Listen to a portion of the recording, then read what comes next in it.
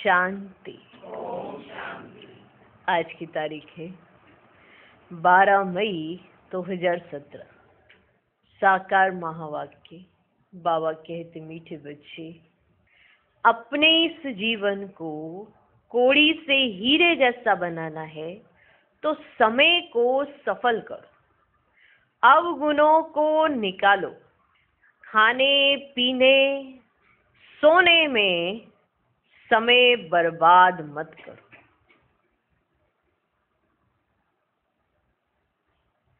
खाने पीने सोने में समय बर्बाद मत करो। सबको मालूम है ये हमारा ये जन्म बहुत अमूल्य है। ब्राह्मणों को तो मालूम है ना, और दुनिया वाले भी कहते हैं मनुष्य जन्म बड़ा दुर्लभ है, ऐसे कहते हैं ना। वो भी कहते हैं, हम भी कहते हैं।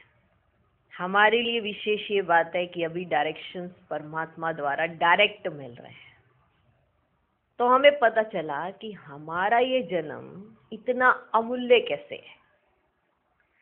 कोड़ी जैसे हो गए थे, अब हीरे तुल्य बनना है। ऐसे ही तो नहीं बन जाएंगे, कुछ करना भी पड़ेगा। वैल्यू समझनी पड़ेगी पहले तो, अपने इस जीवन की वैल्यू, फिर इस समय की वैल्यू। अब समय तो ऐसे ही चलता है, परंतु इस समय में आपने क्या किया, बात यहां आती है। हर कोई इस समय में कुछ ना कुछ कर रहा होगा। आप इस समय में परमात्म महावाक्य सुन रहे हैं तो चेंज है ना।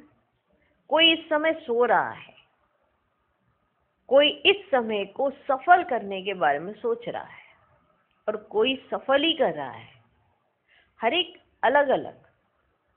कोई कमाई के लिए उठा है, विनाशी कमाई के लिए, और आप अविनाशी कमाई के लिए उठे हैं। सारे दिन में भी यही होता है। समय वैसे ही चलता है, 24 घंटे वैसे ही हैं, परंतु इस 24 घंटे में किसने क्या किया, ये हर एक अपने हाथ में लेके चलता है। समय वही है, 24 आवर्स, 24 घंटे हैं सबके पास। इस 24 घंटे को उसने बिताया कैसे, बात तो इसी की है। हम सबके पास समय है ना, 24 घंटे है ना। किसी ने आपके घंटे कैद नहीं किए कि आपको घंटे नहीं मिले। सबके पास 24 घंटे हैं, और हर एक अपने आप में तय करता है कि उसे ये 24 घंटे कैसे व्यतीत करने हैं। हर एक बच्चा, बूढ़ा, जवान, सब अपने हिसाब से तय करते हैं, और वो जो तय करते हैं उसी आधार पर आगे सब पाठ नोंदा जाता है। अभी हमें पता चला कि ये कौन सा समय है, पुरुषोत्तम संगम युग। ये सफल करने का समय है। अपना समय भी सफल करना है और तन मन धन भी सफल करना है। सबको सफल करना है। ये सफल करने का समय है।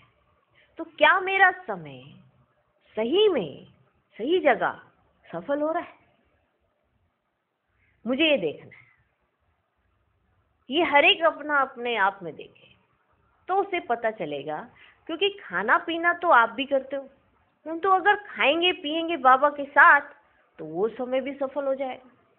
परंतु अगर टू मच खाने पीने में ही बुद्धि जाती रहेगी तो समय तो व्यर्थ जाएगा।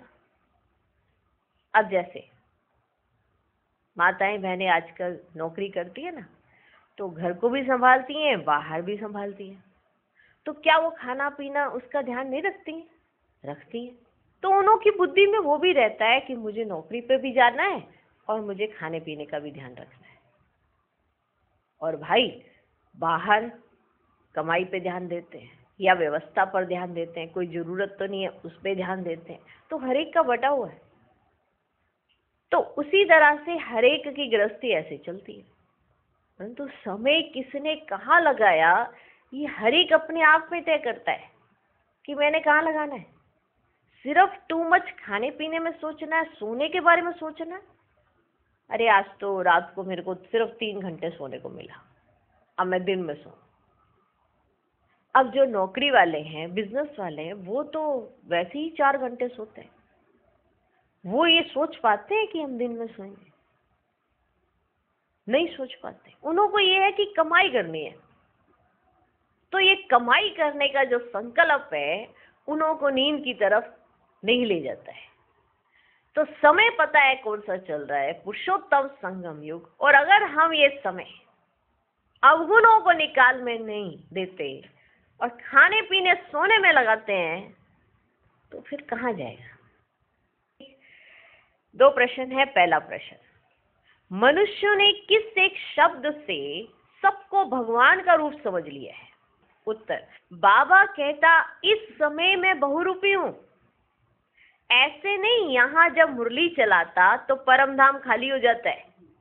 ऐसे नहीं कि मैं ऊपर से आया तो ऊपर खाली हो गया। मुझे तो इस समय बहुत काम करने पड़ते हैं, बहुत सर्विस चलती है। बच्चों को, भक्तों को साक्षात्कार कराना पड़ता है। इस समय मैं बहुरूपी हूं। इसी एक शब्द से मनुष्यों ने कहा है ये सब भगवान के रूप है, इसी एक शब्द से। और मैं संगम पर बहुरूपी हूं। और ये राज बच्चे जानते हैं, लेकिन भक्ति मार्ग में फिर वो उस बहुरूपी का अर्थ ही बदल देते हैं कि सब में भगवान है। गलत हो जाता है ना। अब बहुरूपी का अर्थ ये है कि अगर बाबा नीचे आया मुरली चलाने तो ऊपर परमधाम खाली नहीं होता। दूसरा प्रश्न, बाप की किस श्रीमत को पालन करने वाले बच्चे सपूत है? उत्तर, बाबा कहते बच्चे कभी भी डिससर्विस ना करो, कभी भी डिससर्विस ना करो। टाइम बहुत वैल्यूबल है, इसे सोने में ना गवाओ। आज का गीत है, तूने रात गवाई सो के, दिन गवाया खाके।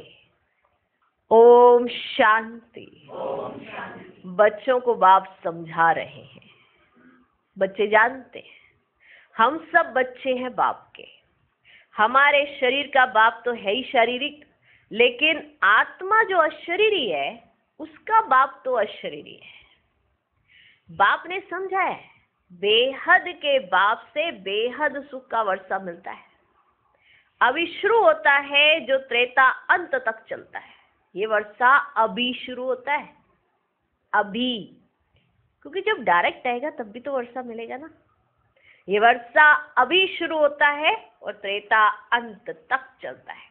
तुम अभी पुरुषार्थ कर रहे हो, भविष्य के जन्मों की प्रारब्ध लिए, फिर बाद में हद का शुरू होता है, बेहद का पूरा हो जाता है। ये गुह्य बातें है ना, ये गुह्य बातें है ना। जानते हैं आधा कल्प हम हद के बाप से वर्षा लेते और बेहद के बाप को याद करते आए हैं। आत्मा के संबंध में सभी ब्रदर्स हैं। वह है बाप, कहते भी है ना हम आत्माएं भाई भाई हैं। फिर जब मनुष्य सृष्टि की रचना रची जाती है तो भाई बहन हो जाते हैं। ये नई रचना है ना, पीछे फिर परिवार बढ़ता है, चाचा, काका, मामा, पीछे फिर परिवार बढ़ता है। काका, चाचा, मामा सब पीछे होते हैं। इस समय बाप रचना रच रहे हैं, बच्चे और बच्चियां हैं, दूसरा कोई संबंध नहीं है। बच्चे बच्चियां हैं, दूसरा कोई संबंध नहीं है। अब तुम जीते जी भाई बहन बन जाते हो, दूसरे कोई संबंध से ताल्लुक नहीं है। अभी तुमको नया जन्म मिल गया है। जानते हो हम अभी ईश्वरीय संतान हैं, जानते हो। शिववंशी ब्रह्मा कुमार कुमारियां हैं। ब्रह्मा कुमार कुमारियों का और कोई संबंध नहीं। इस समय सारी दुनिया पतित है, इनको पावन बनाना पड़े। कहते हैं बाबा हम आपके हैं, कहते हैं बाबा हम आपके हैं। बाप कहते बच्चे भविष्य के लिए पुरुषार्थ करके अपना जीवन हीरे जैसा बनाना है। भविष्य के लिए पुरुषार्थ करो, अपना जीवन हीरे जैसा बना लो। सारा दिन सिर्फ खाना पीना, रात को सोना और बाप को याद ना करना, इससे कोई हीरे जैसा जन्म नहीं मिलेगा। सारा दिन सिर्फ खाना पीना, रात को सोना और बाप को याद ना करना, इससे कोई हीरे जैसा जन्म नहीं मिलेगा। बाप कहते शरीर निर्वाह अर्थ कर्म करते, ग्रस्त व्यवहार में रहते, कमल फूल समान बनना है। समझते हैं हम कौड़ी से हीरे जैसा अर्थात मनुष्य से देवता बन रहे हैं। मनुष्यों में तो बहुत अवगुण है, देवताओं में गुण होते हैं, तब तो मनुष्य देवताओं के आगे जाकर बड़े अवगुण बताते हैं। आप सर्वगुण संपन्न, हम नीच पापी हैं। अब बाप कहते अपने से आसुरी गुणों को निकाल, ईश्वरीय दैवी गुण धारण करने हैं। आसुरी अवगुण निकाल, ईश्वरीय दैवी गुण धारण करने हैं। बाप तो है निराकार, मनुष्य सृष्टि का बीज रूप है, वह सत्य है, चैतन्य है, ज्ञान का सागर है। ये ज्ञान तो बुद्धि में बैठा हुआ है ना, यह है नया ज्ञान, यह है नया ज्ञान। कोई वेद शास्त्र में ज्ञान नहीं है। अभी जो तुम सुनते हो यह फिर प्राय लोप हो जाएगा। अभी तुम जानते हो हम आसुरी गुण वाले मनुष्य से दैवी गुण धारण कर बाप द्वारा देवता बन रहे हैं। समझ में आया? हम आसुरी गुण वाले मनुष्य से दैवी गुण धारण कर बाप द्वारा देवता बन रहे हैं। पापों का बोझा जो सिर पर है वह बाप की याद से हम भस्म करते हैं। भक्ति मार्ग में तो यही सुनाते आए हैं कि पानी में स्नान करने से पाप भस्म हो जाएंगे, ऐसे सुनाते आए ना भक्ति मार्ग में। परंतु पानी से तो पावन बन नहीं सकते। अगर ऐसा होता तो फिर पतित पावन बाप को क्यों याद करते? बताओ, अगर पानी में स्नान करने से ही पावन हो जाते तो फिर पतित पावन बाप को याद क्यों करते? कुछ भी समझते नहीं। समझदार और बेसमझ, ये भी एक नाटक बना हुआ है। समझदार और बेसमझ, ये भी एक नाटक बना हुआ। अभी तुम कितने समझदार बन रहे हो, सारे सृष्टि चक्र को जानते हो, हिस्ट्री ज्योग्राफी को जानना ये भी समझ है ना। सृष्टि की हिस्ट्री ज्योग्राफी मालूम है ना? अच्छा, सबको मालूम है ना, तो इसका मतलब आप समझदार हो। हिस्ट्री ज्योग्राफी को जानना यह भी समझ है ना। अगर नहीं जानते हैं तो उनको बेसमझ कहेंगे ना, सीधी सी बात है, कहेंगे ना। जो जानते हैं हिस्ट्री ज्योग्राफी उन्हें समझदार कहेंगे, जो नहीं जानते उन्हें क्या कहेंगे? बेसमझ। अभी तुम बच्चे जानते हो, बाबा ने अपना परिचय अपने बच्चों को दिया है कि मैं आया हूँ तुमको हीरे जैसा बनाने। ये बात समझ में आती है कि बाबा हमें हीरे जैसा बनाने के लिए कितनी मेहनत कर रहे हैं। वापिस कोड़ी कोड़ी बनते रहते हैं, अवगुण आ जाते हैं, वापिस क्या बन जाते? कोड़ी। ऐसे तो नहीं हरकतें कर दे। बाबा ने अपना परिचय अपने बच्चों को दिया है कि मैं आया हूँ तुमको हीरे जैसा बनाने। ऐसे नहीं यहाँ से सुनकर गए, खाया पिया, जैसे आगे चलते थे तो वह तो कोड़ी जैसी लाइफ थी। देवताओं की हीरे जैसी लाइफ है। वह तो स्वर्ग में सुख भोगते थे। चित्र भी है ना। आगे तुम नहीं जानते थे कि हम ही सुखी थे, हम ही दुखी हुए।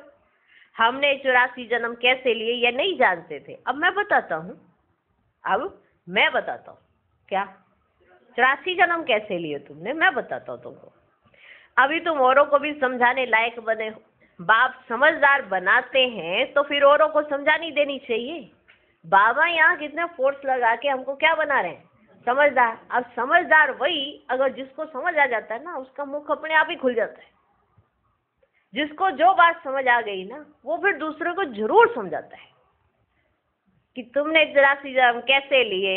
अब मैं बताता हूँ, अभी तुम औरों को भी समझाने लायक बने हो। बाप समझदार बनाते हैं तो फिर औरों को समझानी देनी चाहिए। ऐसे नहीं घर में जाने से फिर वही पुरानी चाल हो जाए। यहाँ तो बड़ी समझदारी का ऐसे दर्शन कराते हैं, फिर घर में जाए वापस वही पुरानी चाल हो जाए। शिक्षा पाकर फिर औरों को शिक्षा दो। बाप का परिचय देने जाना पड़ता है। बेहद का बाप तो सबका एक ही है ना। सभी धर्म वाले उनको ही पुकारते हैं, हे परम पिता परमात्मा व हे प्रभु। ऐसे कोई नहीं होगा जो परमात्मा को याद नहीं करता होगा। सभी धर्म वालों का बाप एक ही है, एक को सभी याद करते हैं। बाप से वर्षा पाने के सभी हकदार हैं, सबको हक है। लेकिन ये हक मिलेगा उसी को जो कुछ करेगा। बाप से वर्षा पाने के सभी हकदार हैं। वर्षे पर भी समझाना पड़े, बाप कौन सा वर्षा देते हैं? मुक्ति और जीवन मुक्ति। यहाँ तो सब जीवन बंद है। बाप आकर सबको रावण के बंधन से छुड़ाते हैं। इस समय कोई भी जीवन मुक्त है ही नहीं, क्योंकि रावण राज्य है, देह अभिमानी है। देवताएं देही अभिमानी होने से जानते हैं हम आत्मा एक शरीर छोड़ दूसरा लेते हैं। देखो कितनी वंडरफुल बात है। देवताएं देही अभिमानी होने के कारण ये जानते हैं कि हम आत्माएं एक शरीर लिया है, दूसरा फिर लेंगे, उससे पहले इसको छोड़ना है। ये जो शरीर लिया है, जब हमें दूसरा लेना है तो इसको छोड़ना पड़ेगा।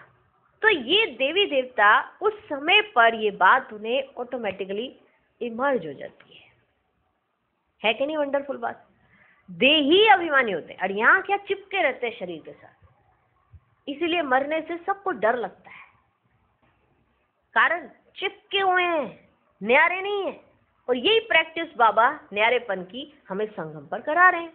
कितनी वंडरफुल बात है। देवताएं देही अभिमानी होने से जानते हैं कि हम आत्मा एक शरीर छोड़ दूसरा लेते हैं। सिर्फ परमात्मा को नहीं जानते। कौन? देवी देवताएं सिर्फ परमात्मा को नहीं जानते। परमात्मा को जाने, ध्यान से सुनना, परमात्मा को जाने तो सारी सृष्टि चक्र को जान जाएं। अगर परमात्मा को जान लिया ना तो सारे सृष्टि चक्र को जान जाएंगे। वंडरफुल। ये भी कितनी वंडरफुल बात है। इसीलिए जब हम संगम पर परमात्मा को जानते हैं तो हम सारे सृष्टि चक्र को जान जाते हैं। त्रिकालदर्शी सिर्फ तुम ही हो। ब्राह्मणों को ही बाप बैठ त्रिकालदर्शी बनाते हैं। जब देवताएं भी त्रिकालदर्शी नहीं तो उनकी जो वंशावली आती है उनमें भी ये ज्ञान नहीं रहता, तो फिर दूसरों में ये कहां से आएगा? ठीक। जब देवताएं त्रिकालदर्शी नहीं, फिर जो उनकी वंशावली ऊपर से नीचे आती है उनमें भी ये ज्ञान नहीं, तो फिर जो नीचे आते हैं उनमें ये ज्ञान कहां से आएगा? देने वाला भी एक ही है। यह सहज राजयोग की नॉलेज और कोई को हो नहीं सकती। देवी देवता धर्म का शास्त्र भी तो होना चाहिए ना। तो ड्रामा अनुसार उन्हों को फिर शास्त्र बनाने पड़ते हैं। गीता भागवत आदि सब ऐसे ही फिर बनेंगे। ग्रंथ भी ऐसे बनेंगे। अभी ग्रंथ कितना बड़ा हो गया, नहीं तो इतना छोटा था, हाथ से लिखा हुआ था, फिर वृद्धि में पाया है। ये भी ऐसे है। इनका अगर ग्रंथ बैठ बनाओ तो बहुत बड़ा हो जाए, परंतु फिर उनको शॉर्ट किया जाता है। पिछाड़ी में बाप 2 अक्षर कहते हैं। पिछाड़ी में बाप 2 अक्षर कहते हैं, मन मना भाव। मैं तुमको सब वेद और शास्त्रों का सार समझाता हूं। ये अभी हमारी बुद्धि के अंदर ना सब वेद और शास्त्रों का सार है, तो जरूर नाम तो लेना पड़ेगा ना। फलाने शास्त्र में यह है। वे कोई धर्म का शास्त्र नहीं, भारत का धर्म एक ही है। बाकी वे फिर किस धर्म के शास्त्र हैं कब सिद्ध नहीं कर सकते। भारत का शास्त्र है ही एक गीता। गीता भी सर्व शास्त्र शिरोमणि गाई हुई है। गीता की महिमा तुम एक्यूरेट जानते हो। जिस गीता से बाप आकर भारत को स्वर्ग बनाते हैं। भारत के शास्त्र को बहुत मान मिलता है, परंतु गीता का भगवान कौन था उनको ना जानने के कारण झूठा कसम उठाते हैं। अब उनको करेक्ट करो। भगवान ने तो ऐसे कहा नहीं कि मैं सर्वव्यापी हूँ। बच्चे ने प्रश्न पूछा, शिव बाबा जब इधर आते हैं मुरली चलाते हैं तो क्या परमधाम में भी हैं? बाबा कहते हैं इस समय तो हमको बहुत काम करने पड़ते हैं। इस समय देखो बहुत माना वंडरफुल बातें हैं। इस समय भगवान को बहुत काम करने पड़ते हैं, बहुत सर्विस चलती है। कितने बच्चों को, भक्तों आदि को भी साक्षात्कार कराता हूं। इस समय मैं बहुरूपी हूं। बहुरूपी अक्षर से भी मनुष्यों ने समझा है सब रूप उनके। ये बहुरूपी अक्षर गलत इस्तेमाल किया तो उन्होंने समझ लिया सब रूप उनके। माया उल्टा लटका देती है, फिर बाप सुलटा बनाते हैं। तुम बच्चे अभी मुक्ति धाम में जाने का पुरुषार्थ करते हो, तुम्हारी बुद्धि है मुक्ति धाम तरफ। ऐसा कोई मनुष्य पुरुषार्थ करा ना सके जो तुमको बाप करा रहे हैं। इतना पुरुषार्थ कोई मनुष्य कर ना सके जो तुमको बाप करा रहे हैं। इतनी मेहनत बाबा के सिवाय और कोई नहीं कर सकता जो हम पर हो रही है। ऐसा कोई मनुष्य पुरुषार्थ करा ना सके जो तुमको बाप करा रहे। अब अपना बुद्धि योग वहां लगाओ। जीते जी शरीर को भूलते जाओ। मनुष्य मरते हैं तो कहते हैं स्वर्ग पधारा, फिर भी रोते रहते हैं। बाप के जो सपूत बच्चे होंगे वही बाप के मददगार बन सर्विस करेंगे। वे कभी डिससर्विस नहीं करेंगे। अगर कोई डिससर्विस करते हैं तो वो या अपनी करते हैं,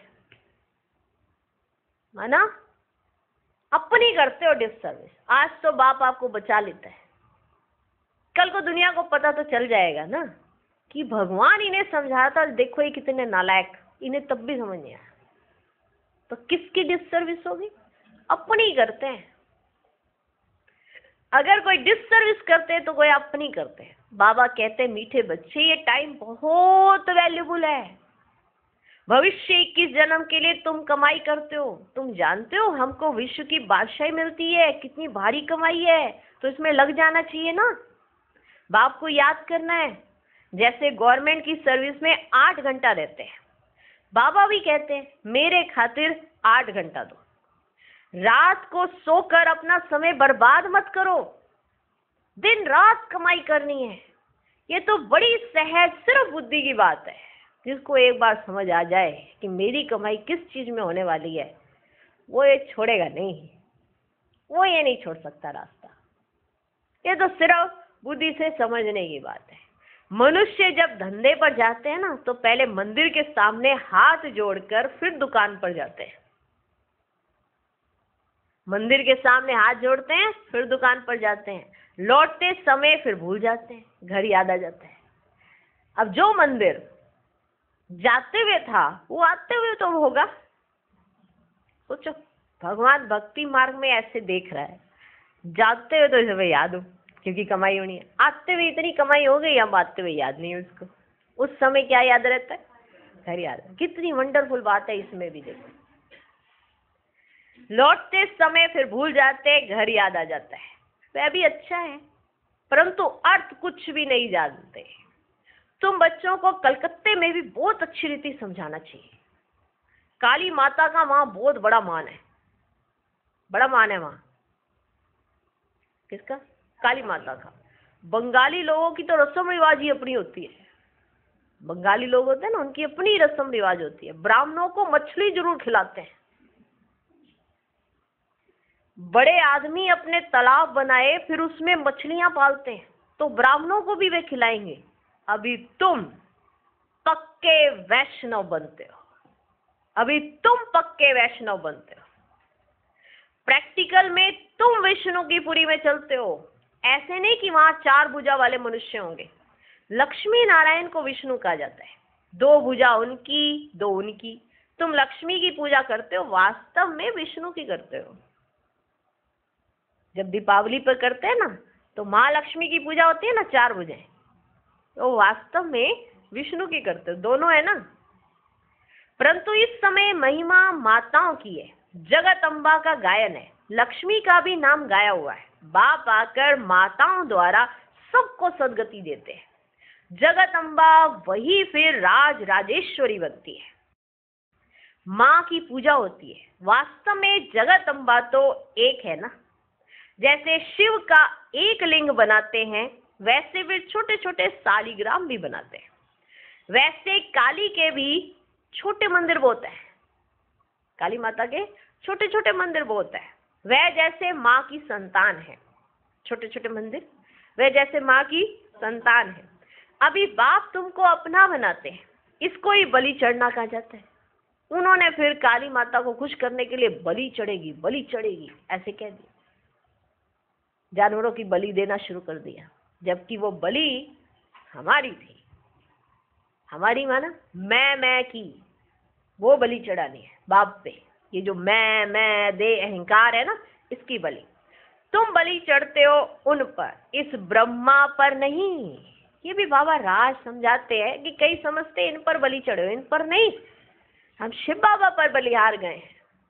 माना ऐसे बलि चढ़े कि उनके गले का हार बने, उसे कहते हैं बलिहार। ऐसे हम बलि चढ़े तो उनके गले का हार बने, जो पूरा बलि चढ़े वही उनके गले का हार बने, इसको कहते हैं बलिहार। तो आप समझाते हैं अपना टाइम वेस्ट नहीं करना है। आप समझाते हैं अभी टाइम वेस्ट नहीं करना चाहिए, धंधा आदि भल करो। बाबा ऐसा नहीं कहते कि धंधा नहीं करो। अगर पैसा काफी है खाने के लिए तो फिर जास्ती माथा क्यों मारते हो? अगर पैसा है खाने के लिए जास्ती है तो फिर बाकी सब चीजों में जास्ती माथा क्यों मारते हो? हाँ, शिव बाबा के यज्ञ में देते हो तो जैसे विश्व की सेवा में लगाते हो। कईयों का संकल्प होता है ना कि हम ना विश्व का कल्याण करें, सबका भला होना चाहिए। तो कैसे करोगे भला सबका? तो जब यज्ञ में लगा दोगे तो उससे जब सबकी पालना होगी तो ये क्या हो जाएगा? विश्व का कल्याण। यज्ञ में लगाना आना चाहिए। हाँ, शिव बाबा की यज्ञ में देते हो तो जैसे विश्व की सेवा में लगाते हो। ऐसे कई बच्चों के संकल्प होते हैं विश्व की सेवा करने के, तो उन्हें बाबा समझाते हैं कि आप यज्ञ में लगाओ।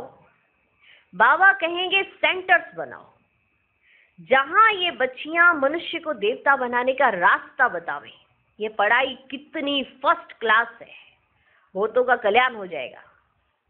बाप कहते हैं लाख करोड़ कमाओ परंतु काम ऐसा करो जिससे भारत पावन बने, एवर हेल्दी बने, है ना। हम अपना धंधा करें, धंधे में से बाबा के यज्ञ में लगाएंगे तो सीधा क्या हो जाएगा? विश्व कल्याण।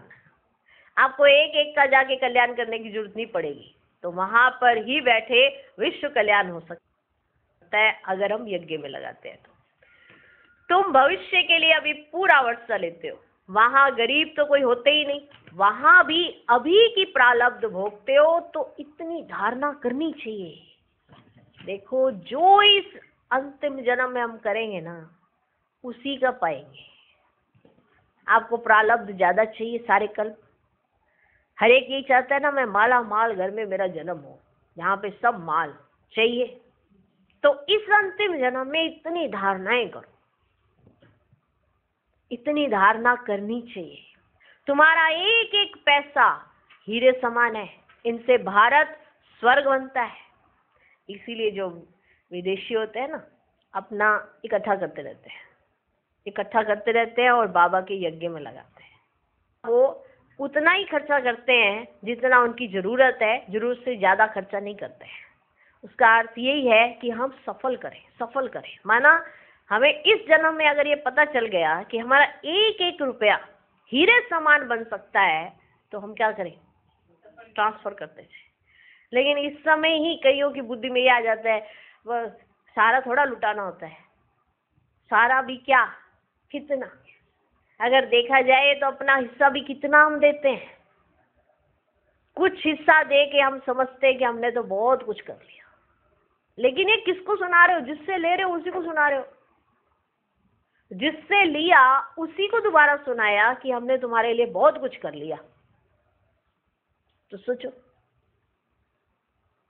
जिससे लिया उसी को सुनाया। हम जितना करते जाते हैं ना उतना इस हाथ में ना आता जाता है। हम जितना इधर से निकालते जाते हैं उतना हमारा जमा होता जाता है।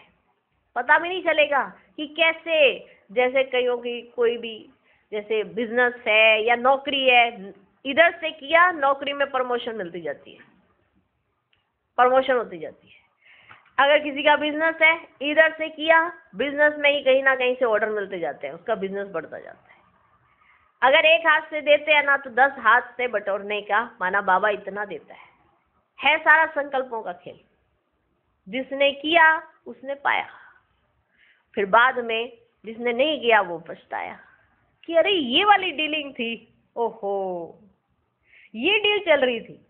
जैसे कई बार किसी को डील पता चल जाती है ना, पुराना लाओ और नया ले जाओ, और किसी के कान में नहीं पड़ती तो वो अपने रिश्तेदारों को लाना देते हैं। तो ये डील चल रही है इस समय। जितना हम यज्ञ में लगाएंगे तो बाबा कहते तुम्हारा एक एक पैसा हीरे समान है, इनसे भारत स्वर्ग बनता है, बाकी जो बचेगा वह तो खत्म हो जाएगा। मतलब अभी हम जितना ट्रांसफर कर सके उतना कर सकते हैं, और बाकी जो बच जाएगा ना लास्ट में, वो तो खाक में मिल जाना है। सारे नोट सारी चीजें ऐसी ही जल के खाक हो जानी है। जो कुछ पैसा बचे इस सर्विस में लगाओ। ये बड़े से बड़ी हॉस्पिटल है। कई गरीब बच्चे कहते हैं हम 8 आना देते, मकान में ईंट एक लगा दो बाबा। हमारे देखो उनके पास है ही नहीं इतना, फिर भी उसमें से वो भेज देते हैं। है ही नहीं इतना, कहेंगे कि हम ना 2 टाइम खाना खा लेंगे, कोई बात नहीं। हम 3 टाइम खाना खाते हैं, 2 टाइम खा लेंगे, कोई दिक्कत नहीं। लेकिन हमारा ना जाना चाहिए। कईयों के अंदर ना ऐसे ऐसे संकल्प आते हैं, कुछ अलग ही होता है। वो अलग से ही बच्चे होते हैं, अलग ही होते हैं, यूनिक होते हैं। फिर बाबा भी तो फिर महिमा तो ऐसे ही थोड़ा करते हैं। कई गरीब बच्चे कहते हैं हम 8 आना देते, मकान में ईंट लगा दो। हम जानते हैं यहाँ से मनुष्य एवर हेल्दी बनेंगे, यहाँ तो ढेर आएंगे। क्यों ऐसी लगेगी जो कब नहीं देखी हो, ऐसी क्यों लग जाएगी जो आपने कभी देखी भी ना हो। तो कितनी खुशी रहनी चाहिए। हम क्या से क्या बनते हैं, हम शिव बाबा से बेहद का वर्षा लेते हैं। बाप है निराकार ज्ञान का सागर, वे इस रथ में प्रवेश करते हैं। तो बच्चों को बहुत रहमदिल बनना चाहिए, अपने पर भी और दूसरों पर भी रहम करना चाहिए। अच्छा, मीठे मीठे सिक्के लदे बच्चों प्रति माता पिता बाप दादा का याद प्यार और गुड मॉर्निंग। रूहानी बाप की रूहानी बच्चों को नमस्ते।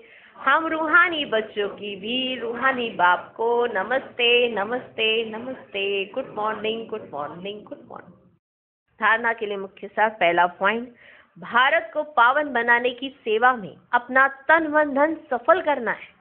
पैसे को हीरा समझ स्वर्ग बनाने की सेवा में लगाना है, व्यर्थ नहीं गंवाना है। दूसरा पॉइंट, भविष्य की जन्मों की प्रारब्ध बनाने के लिए दिन रात कमाई जमा करनी है, समय बर्बाद नहीं करना है। शरीर को भूलने का पुरुषार्थ करना है। आज का वरदान, ज्ञान गुण और शक्तियों रूपी खजाने द्वारा संपन्नता का अनुभव करने वाले संपत्तिवान भव। जिन बच्चों के पास ज्ञान गुण और शक्तियों का खजाना है वे सदा संपन्न अर्थात संतुष्ट रहते हैं। उनके पास अप्राप्ति का नामो निशान ही नहीं रहता। हद की इच्छाओं की अविद्या हो जाती है। वे दाता होते हैं, उनके पास हद की इच्छा व प्राप्ति की उत्पत्ति नहीं होती। वे कभी मांगने वाले मंगता नहीं बन सकते। ऐसे सदा संपन्न और संतुष्ट बच्चों को ही संपत्तिवान कहा जाता है। आज का स्लोगन, मोहब्बत में सदा लवलीन रहो तो मेहनत का अनुभव नहीं होगा। ओम शांति। ओम शांति।